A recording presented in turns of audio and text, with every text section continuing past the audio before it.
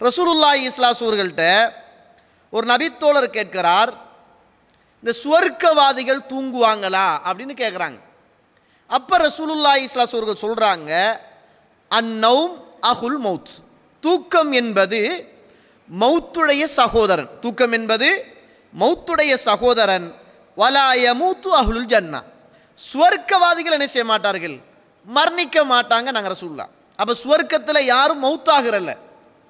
அப்போ தூக்கம் என்பது மௌத்துடைய சகோதரன் என்றால் தூக்கம் மரணத்தை போன்ற ஒன்று. சுவர்க்கவாதிகள் யாருமே சுவர்க்கத்தில் தூங்க மாட்டார்கள். காரணம், இந்த தூக்கம் என்பது மரணத்துடைய சகோதரன் என்பதனால் சுவர்க்கத்தில் மரணம் கிடையாது. அதனால் யாருமே என்ன செய்ய மாட்டார்கள், தூங்க மாட்டார்கள் என்று சொல்லுகிற செய்தியை நாம் என்ன செய்கிறோம், சஹீஹ் அல் ஜாமியில் பார்க்கிறோம். இந்த ஹதீஸை இமாம் அல்பானி ரஹிமஹுல்லாஹ் அவர்கள் சஹி என்று சொல்கிறார்கள். 6808வது செய்தியாக இது பதிவு செய்யப்பட்டிருப்பதை நாங்கள் பார்க்கிறோம். கண்ணியத்திற்குரிய இஸ்லாமிய சகோதரிகளே, நம்மட ரசூலுல்லாஹி ஸல்லல்லாஹு அலைஹி உம்மத்துடைய ஆயுட்காலம் 60க்கும் 70க்கும் இடைப்பட்ட காலம்தான். ரசூலுல்லாஹ் சொல்கிறாங்க, அமாரு முஹம்மத் ஸல்லல்லாஹு அலைஹி வஸல்லம் மா பைன 60 வ 70. ரசூலுல்லாஹி ஸல்லல்லாஹு அலைஹி அவர்களுடைய சமூகத்துக்கு கொடுக்கப்பட்ட வாழ்நாளுடைய அளவு எவ்வளவுன்னு கேட்டால் 60க்கும் 70க்கும் இடைப்பட்ட காலம்தான் ரசூலுல்லாஹி ஸல்லல்லாஹு அலைஹி சமூகத்துக்கு கொடுக்கப்பட்ட ஒரு காலம். இரவைக்கும் பகலைக்கும் இந்த 60 வயசு ஒரு மனிதர் வாழ்கிறார் என்றால், ஒரு ஆண் ஒரு பெண் 60 வருஷம் இந்த உலகத்தில் வாழ்கிறாங்க என்றால், இரவைக்கும் பகலைக்கும் சேர்ந்து ஒரு 8 அவர் தூங்குறார் என்றால் 60 வருஷத்தில் அவர் 20 வருஷம் தூக்கத்தில் கழிக்கிறார் என்பது அடையாளம்.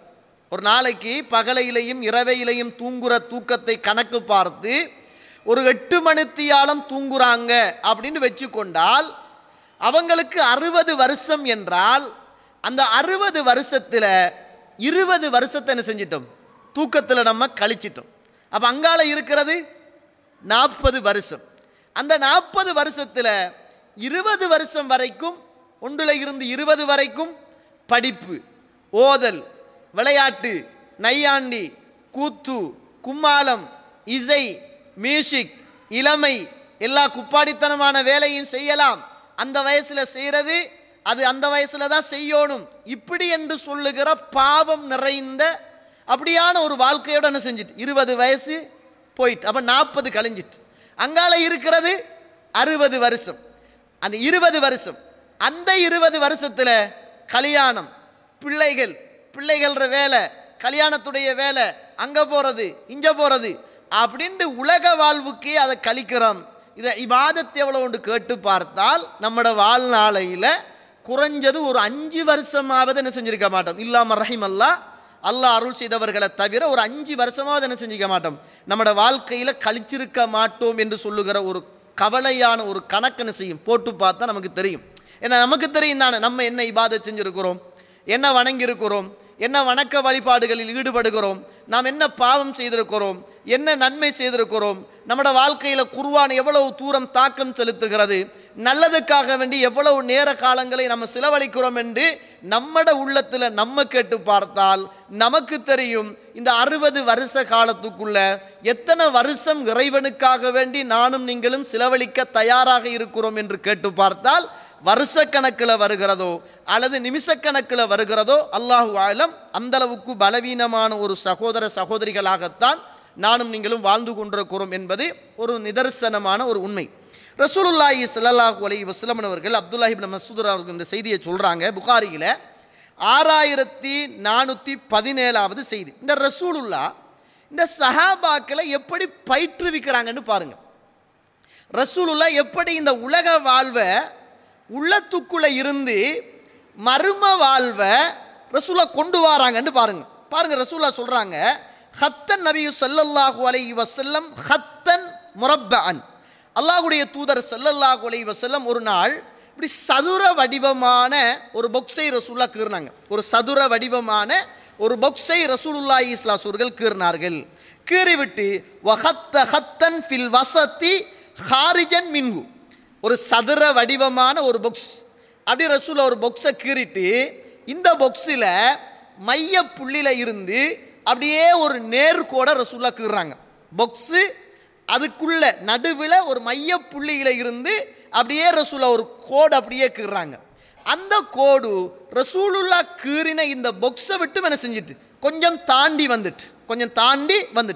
வந்ததுக்கு பிறகு அந்த மைய புள்ளியில இருந்து அந்த பாக்ஸை விட்டு வெளியில வந்த அந்த கோட்டில் ரசூலுல்லாஹ் இப்படி மேலாலையும் அப்படி அந்த பாக்ஸுக்குள்ள ரசூலுல்லாஹ் அந்த கோட்டில் என்ன செய்றாங்க அப்படியே கீறுறாங்க. அந்த பக்கமும் இந்த பக்கம் ரசூலுல்லாஹ் சின்ன கோடுகளை ரசூலுல்லாஹ் கீறுறாங்க.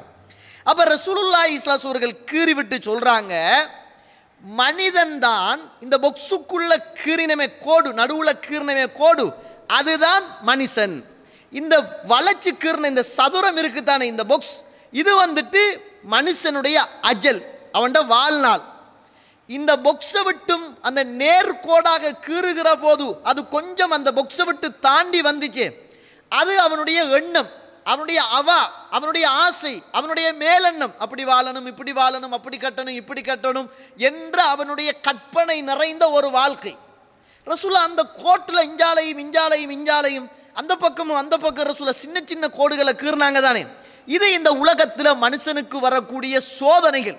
ஒன்றுல தப்பினாண்டா மத்தத்தில் விழுவான், மத்தத்தில் தப்பினாண்டா மத்தத்தில் விழுவான், இந்த பக்கம் பாதுகாத்தால் அந்த பக்கம் விழுவான், அந்த பக்கம் பாதுகாத்தா இந்த பக்கத்தில் விழுவான்.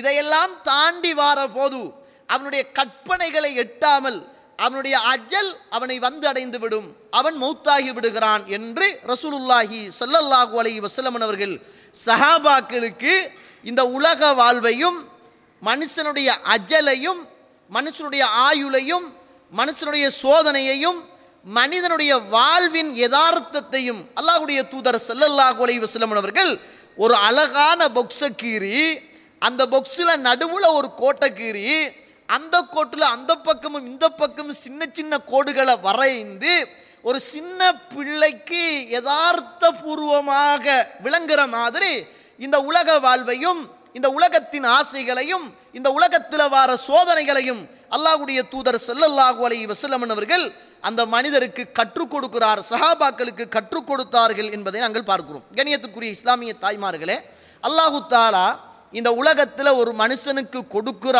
அருட்கொடைகளில் ஏராளமான அருட்கொடைகள் இருக்குது. அதில் ஒன்றுதான் இந்த தூக்கம் என்பது. நிறைய பேர் தூக்கம் வராமல் இரவில் என்ன செய்கிறாங்க, கஷ்டப்படுறாங்க. சிலாக்களுக்கு உளவியல் ரீதியான பிரச்சனை வந்துட்டோம்னா தூக்கம் இல்லாமலே இருக்கிறாங்க. தூக்கத்துக்கு குளிசதாங்கன்னு கேட்குறாங்க, தூக்கம் வேணும், ஏதாவது கவுன்சிலிங் பண்ணுங்கன்னு திரிகிறாங்க, எங்களை எப்படியாவது தூக்கமாக்குங்க என்று சொல்கிறாங்க. தூக்கம் என்பது அல்லாஹ்வுடைய பெரிய அருள். ஆனால் நிறைய பேர் அதை அருளாக பார்க்குறல்ல. அது இல்லாதவங்களுக்கு தான் தெரியும் அது எவ்வளவு பெரிய அதாபு என்று.